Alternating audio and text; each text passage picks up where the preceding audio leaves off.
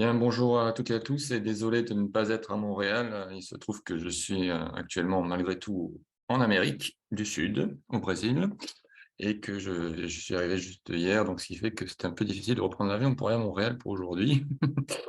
Donc je vais continuer sur la voie tracée par mes collègues, puisqu'on a collaboré tous ensemble, et notamment sur ce qu'a évoqué Isabelle sur les coopératives, puisque je vais m'intéresser au versant économique de modèles coopérativistes, en tout cas dans le secteur de la livraison qu'on a pu découvrir.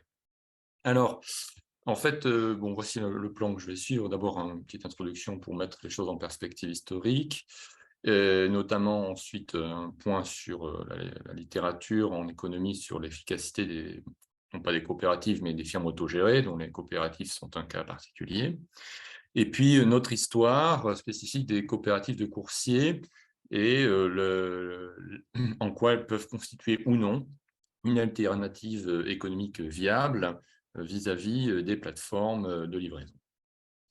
Alors, bon, donc en fait, cette affaire est une très vieille histoire.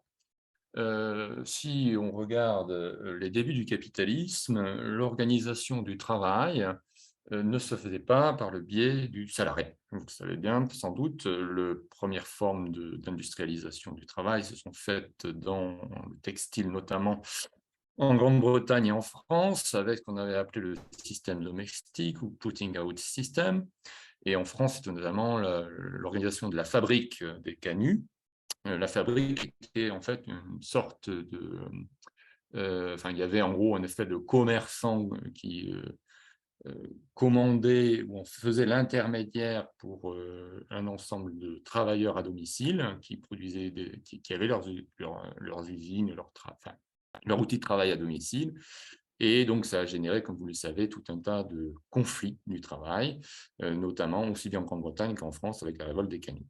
Alors, c'est aussi à peu près à cette époque, enfin un peu plus tard néanmoins, que vont naître des tentatives d'alternatives coopératives. C'est-à-dire, on va mettre en avant, face au début assez horrible du capitalisme industriel, l'idée que, que les travailleurs s'auto-organisent dans des formes coopératives, des associations ouvrières. Ça va être mis en avant par un certain nombre de penseurs comme Robert Owen en Grande-Bretagne ou Charles Gide en France un peu plus tard. Alors, notre histoire, finalement, contemporaine, elle ressemble un peu à ça, puisque nos livreurs de plateforme, au fond, c'est un petit peu le putting out system 2.0, comme j'aime bien l'appeler. C'est-à-dire, on recrée des indépendants qui sont plus ou moins exploités. Donc, comme ils sont exploités, ils finissent par s'organiser. Et l'une des réponses à cette organisation capitaliste, c'est l'organisation coopérative. Et donc, vous avez un certain nombre de chercheurs et aussi de livreurs qui défendent ce qu'on appelle un coopérativisme de plateforme, c'est-à-dire l'idée qu'au fond, vu que c'est la propriété privée des moyens de production qui est l'origine de l'exploitation, il faut que la plateforme soit coopérative pour que les livreurs ne soient plus exploités. Au fond, c'est assez simple comme réponse et assez classique finalement dans l'histoire sociale et économique. Alors, donc ça nous amène finalement à relire le débat historique sur la coopération, notamment l'efficacité ou non de l'entreprise coopérative par rapport aux entreprises capitalistes. Alors, encore une fois, une histoire très, très ancienne, hein. Vous avez eu des débats sur l'efficacité de la coopérative depuis qu'il y a des coopératives, hein, depuis d'ailleurs qu'il y a un mouvement socialiste. Et vous avez même eu des économistes, pas des moindres, qui ont défendu, ou en tout cas soutenu les coopérateurs. Donc, c'est par exemple le cas de John Stuart Mill, ou ce qui est peut-être moins connu, Léon Walras, hein, le fondateur de l'école marginaliste, hein, pourtant souvent classé comme libéral, mais c'était un socialiste libéral, comme il se définissait lui-même, favorable au municipalisme et au coopérativisme.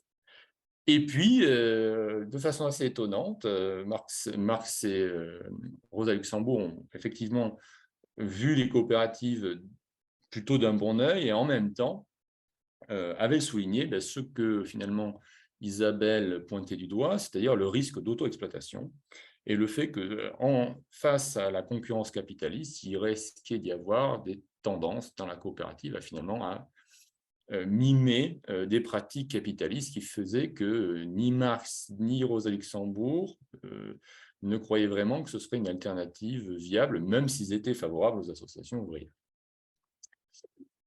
Alors, dans la théorie économique plus moderne, hein, celle du XXe siècle, eh bien, on a redécouvert la question de la coopérative lorsqu'il y a eu les travaux sur le système socialiste, et notamment la Yougoslavie à partir des années 50-60. Et ce sont des microéconomistes spécialisés économie industrielle qui sont intéressés à la question de la firme autogérée. Alors, on appelle ça la labor managed firm. Ce n'est pas forcément que des coopératives, mais bon, la coopérative est un cas assez typique d'entreprise autogérée par les travailleurs. Bon, alors, en gros, la plupart des travaux soulignent des avantages et des inconvénients, si je puis dire, à la coopérative que je vais passer en revue de façon très, très rapide. Il y a un nombre très important d'articles. Évidemment, vous n'en avez ici qu'un échantillon non exhaustif, mais ça vous donne un petit peu l'ampleur du travail qu'il peut y avoir à faire pour défricher les travaux en économie là-dessus. Bon, il y a un certain nombre de travaux qui soulignent que la coopérative peut être un système efficace dans une économie de marché, c'est-à-dire qu'elle peut fonctionner de façon aussi efficace qu'une firme capitaliste. Mais assez vite, il y a un certain nombre de travaux dès le début qui ont souligné qu'il y avait le risque que finalement l'entreprise coopérative ne suive pas vraiment un objectif de maximisation du profit. C'est-à-dire, l'objet social d'une coopérative, ce n'est pas d'être simplement la recherche du profit, ce qui fait que ça pourrait amener des fonctions d'offres qualifiées de perverses, c'est-à-dire qu'elles pourraient être à pente négative. C'est-à-dire que quand les prix augmentent, au lieu d'augmenter votre offre, vous seriez incité à la réduire. Bon. Alors ça, c'est des débats un peu dépassés, mais à partir des années 70-80, c'est plutôt la question, au fond, de l'organisation du travail et de la gouvernance de l'entreprise, sa capacité notamment de l'organisation à mettre en place des contrats de surveillance et d'efficacité de l'usage de la surveillance du travail qui va être en question.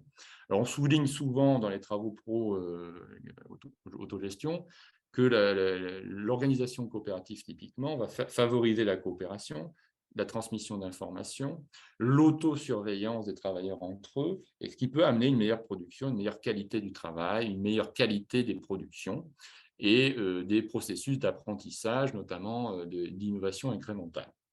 Alors, c'est des choses qui ont été par ailleurs contestées par d'autres travaux, sur lesquels je ne vais pas trop m'appesantir parce que je pense qu'ils ne font pas trop l'unanimité. Non, par contre, il y a deux points qui sont importants dans notre affaire.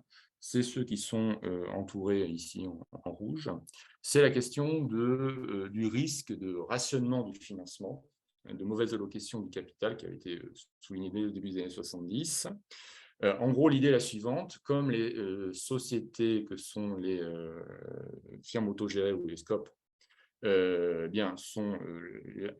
fonctionnent sur un principe un travailleur, une voix, et non un actionnaire, enfin plutôt une action, une voix, il y a le risque que les apporteurs de capitaux externes, évidemment, n'en apportent pas, tout simplement, et qu'il y ait un risque de rationnement de l'investissement qui peut nuire à la croissance des entreprises ou à l'allocation du capital, des moyens de production et de la croissance. Voilà. En même temps, il y a d'autres travaux assez intéressants qui montrent que, globalement, la firme autogérée a un certain nombre d'avantages, notamment en situation de monopsone du marché du travail. Alors, un monopsone, c'est quoi? C'est quand l'offreur étant... il n'y a qu'un seul demandeur sur le marché du travail. Donc ici, ce serait la plateforme qui demande aux travailleurs un certain type de travail. Et quand on est dans cette situation particulière qui est en dehors de la concurrence, eh bien, en général, on montre qu'une firme capitaliste va avoir tendance à payer des salaires moins chers que ce qu'elle ferait en situation de concurrence. Bien, quand c'est une coopérative, eh bien, le phénomène est moins important, les salaires sont plus élevés, donc ce qui peut être un signe positif de l'usage de la coopérative pour les travailleurs. Et donc, pourrait justifier le coopérativisme de plateforme. De même, on montre qu'en général, les salaires sont plus élevés dans les coopératives et globalement, l'emploi plus stable. Voilà. Alors, je vais avancer un petit peu. Le phénomène coopératif, des coopérations de travail reste malgré tout minoritaire en fait, à l'échelle mondiale. On a seulement 4 millions de salariés en coopérative de travail dans le monde, contre 250 millions. Pardon, excusez-moi. J'ai fait une erreur. Oui, voilà. Il n'y a que 4 millions de coopérateurs de travail dans le monde, ce qui vous compare aux 250 millions de coopérateurs, incluant les coopératives de consommation, et les plusieurs milliards de travailleurs, salariés ou non, dans d'autres formes d'activité. C'est la même chose en France, même si pourtant la France est un grand pays de coopération. Vous voyez que ça représente malgré tout un nombre très réduit de salariés, environ 70 000 personnes, grosso modo, sont les scopes. Simplement, il y a une particularité, c'est qu'on voit que ces firmes-là sont en général pérennes, hein, ont un taux de faillite beaucoup plus faible que les autres, et les salaires sont plus élevés, ce qui peut justifier notre idée de créer des coopératives de livraison. Alors, justement, quid de nos coopérateurs de livraison? Bon, lorsqu'on a observé une croissance à partir de l'arrivée des plateformes du nombre de coopératives de livraison, comme vous pouvez le constater, mais comme l'avait dit Isabelle précédemment, il y avait un petit groupe de coopératives de livreurs qui existait, enfin de coursiers plus exactement, bien avant l'arrivée des plateformes. Donc, il y a malgré tout quelque chose qui s'est passé ici entre 2015 et 2016 et qui s'est accéléré, vous voyez, sur les 2 dernières années. Alors, quand on a été regarder nos coopératives de coursiers, on s'est rendu compte qu'en fait, ce sont des modèles alternatifs aux plateformes de livraison de repas, au sens particulier, c'est qu'au fond, elles ne font pas en réalité vraiment le même métier, pour tout dire. C'est pas, elles ne pratiquent pas, elles ne focalisent pas leur marché principalement sur la livraison de repas, mais sur la livraison du dernier, la logistique du dernier kilomètre, excusez-moi, et plutôt sur des marchés business to business pour éviter une concurrence frontale avec les livreurs et surtout pour s'assurer de clients réguliers pour les organiser leur travail sous forme de tournée. Alors, c'est une stratégie que nous, on appelle, dans ce que Bernard vous a présenté, stratégie de diversité et flexibilité, c'est-à-dire avoir une offre de prestations diverses en fonction des clients, hein. Et ici, les clients, c'est souvent des entreprises, hein, soit des grands logisticiens, soit des petites entreprises locales à qui on va euh, euh, livrer un certain nombre de colis. Alors, ces entreprises sont en général soutenues, enfin, pas systématiquement, mais ça peut être le cas, par des politiques publiques locales, puisque, en gros, on essaie de bannir le vélo dans les centres-villes, dans pas mal de métropoles, et en même temps, on voit d'un bon œil que des petites entreprises comme ça se développent, notamment avec des travailleurs jeunes qui créent leur entreprise. Bon, ça reste malgré tout des très petites entreprises, hein. La plupart d'entre elles font moins d'une dizaine de salariés, même plutôt proche, plutôt entre 5, 6 ou 7, hein, c'est plutôt ça la moyenne. Bon, mais ce qu'on a constaté aussi dans nos entretiens, c'est qu'il y avait des cas de SARL qui n'étaient pas sous forme de SCOP, de taille à peu près comparable, où les conditions de travail finalement étaient assez similaires parce que certes, il y avait un engagement dans les coopératives d'être écologique, d'être social, etc. Mais il y a une culture du vélo, hein, qui fait qu'au fond, ces pratiques peuvent être partagées par les entreprises de course traditionnelles, classiques, qui existaient auparavant. Bon, alors, dans la diapo suivante, si elle vient d'arriver, vous avez la description ici de 3 modèles productifs qui sont très, très proches de coopératives. Je ne vais pas vous les décrire dans le détail, mais ce qui est important ici de voir, c'est que globalement, l'organisation du travail est faite pour une organisation planifiée sous forme de tournée, avec en général un dispatch qui est manuel. Donc, ce qui veut dire qu'au fond, la plateforme, elle peut exister, mais elle reste souvent très secondaire dans l'activité de ces livreurs, voire pas essentielle. Il y en a quelques-unes qui font de la livraison de repas. Donc, par exemple, ici, c'est celle que j'ai renommée Coq Vélo pour pas que vous ne sachiez laquelle c'est, qui fait un peu de livraison de repas dans son business, mais l'essentiel du marché pour ces entreprises reste malgré tout la livraison en B2B, parfois même le déménagement à vélo, pour certaines comme ici All Bike, que j'ai également renommé. Et la plupart d'entre elles donc, cherchent plutôt des tournées stables parce que c'est dans ces conditions-là que le travail peut être organisé de façon, je vais dire, décente, hein, et pas ce qu'on appelle la course express, qui peut être de temps en temps appréciée par les coursiers, mais de façon systématique amène une organisation du travail très compliquée. Et en tout cas, pour des entreprises de petite taille, c'est très certainement pas viable, et surtout pas dans la livraison de repas, puisqu'on nous a confirmé effectivement que ces entreprises qui faisaient soit la livraison de repas, soit d'autres livraisons, au fond, margeaient beaucoup moins pour un volume beaucoup plus important dans la livraison de repas. Donc, ça demande beaucoup de travail et des marges plus faibles, ce qui est pas forcément le plus rationnel de faire. Voilà.